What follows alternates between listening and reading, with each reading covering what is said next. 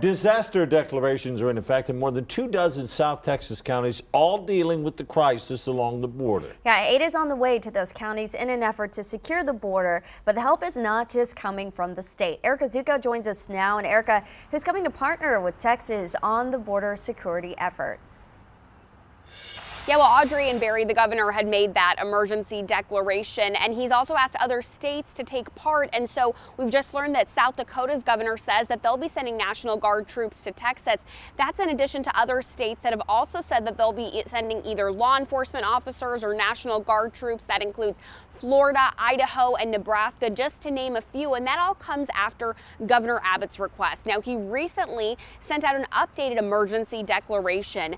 Initially, he had said that he'd be putting more money, staff, and resources into plans at the border, naming 34 counties along the border. This updated declaration removes some counties, and it includes only those that have locally declared a disaster and agreed to partner with the governor's office to arrest and detain people for what he calls crimes related to the border crisis. The governor, as you know, also recently launched an online fundraiser to pay for what he proposes will be a full border wall between Texas and Mexico. Of course, he's also set to tour the border with former President Donald Trump, so a lot happening here. We'll be watching to see what those troops and officers from other states will actually be doing at the border. Back to you.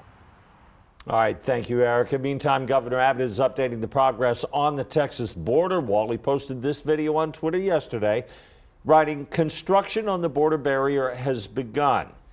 He says right now crews are clearing the land. The governor plans to allocate $250 million to pay for a project manager and negotiations with property owners. Tomorrow, former President Trump will join Mr. Abbott for a visit to the border. Meantime, the Biden administration says the number of kids being housed at the migrant facility at Fort Bliss in El Paso has dropped by more than 40% since June. It's mid-June. Health and Human Services Secretary Javier Becerra told reporters Monday, 790 boys are still there, but all the girls have left. This comes after weeks of criticism about inadequate conditions at that facility.